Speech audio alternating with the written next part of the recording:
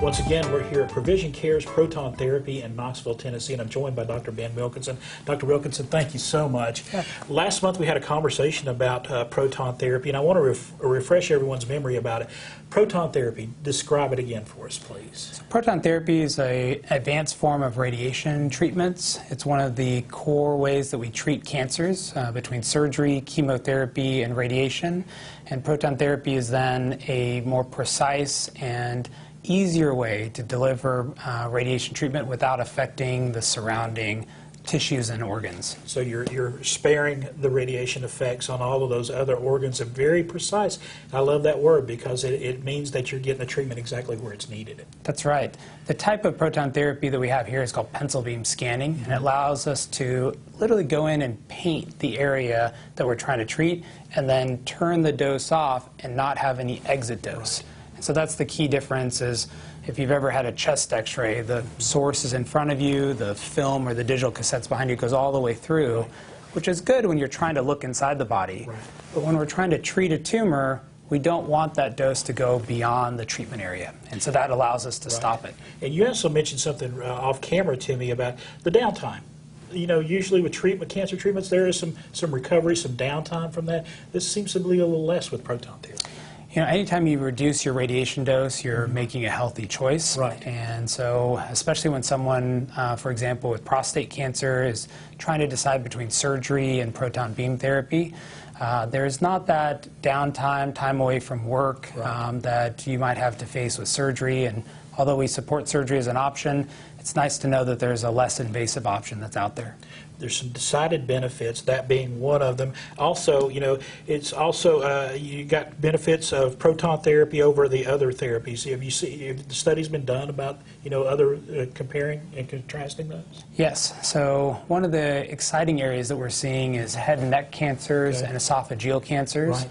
And left-sided breast cancer. And what we're learning is that when you can reduce the radiation dose to critical parts of the body, the salivary glands that are next to the jaw and under the jaw, the swallowing muscles that are in the back of the throat, the heart, especially for left-sided breast cancer or lung cancers or esophageal cancers, that you can decrease both short-term as well as long-term side effects because those tissues didn't receive as much radiation dose, or in some cases didn't receive any radiation dose at all. Right. And we're in the Tri-Cities market, and I know that like 10 to 15% of your business here, of the patients that come here, come from our market.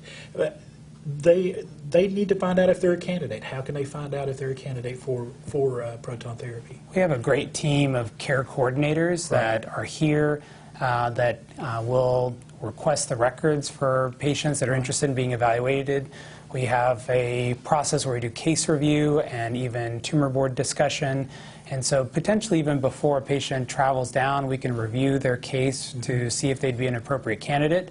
Once they get here, though, most patients really love the experience because they learn so much during the consult. So whether they end up choosing proton therapy or not, it's a real important step in their process of learning about the treatment options for cancer. And you see a lot of people from our area, and what's been your feedback from the folks that you see from our area? We just have so many nice folks that have come down from Tri-Cities over the time. You know, pilots, you know, we've had teachers, we've had firefighters, we've so many different areas of life. And they've all been so positive. Right. You know, I think that there's something to seeking out treatment and really learning about the benefits for themselves, and then making a decision that's positive and is right for them. They've been very satisfied. And you know, we have a lot of folks from the Tri-Cities all the way down through Morristown and that area. It can be anywhere from a 2-hour drive to a 1-hour drive, but you feel it's worth it. If y'all can help them, it is definitely worth making that drive down here, isn't it? Yeah, absolutely. I think at a minimum, just to learn about it. When you get done with cancer therapy, you really want to be able to look back and say, I looked into all of my options, I chose the best one, and we're very supportive of, you know, whatever treatment option that someone has selected. I think we are fortunate to have this technology in East Tennessee. There's many communities that still don't have proton beam therapy. A lot of people are surprised to hear that we had proton therapy here in Knoxville before Nashville, before Atlanta.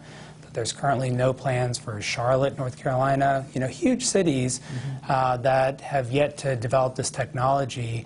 But they also are comforted to hear that it's been hospital-based since 1990, that huge hospitals like Harvard, MD Anderson, Mayo Clinic have proton beam therapy and use it routinely. All right, Dr. Wilkinson, as always, thank you so much. Great information. Folks, Provision Cares Proton Therapy right here in Knoxville. If you want to find out more, we have more information on the screen right now. You can get involved here if you have a cancer diagnosis. The preceding portion of Daytime Tri-Cities was sponsored by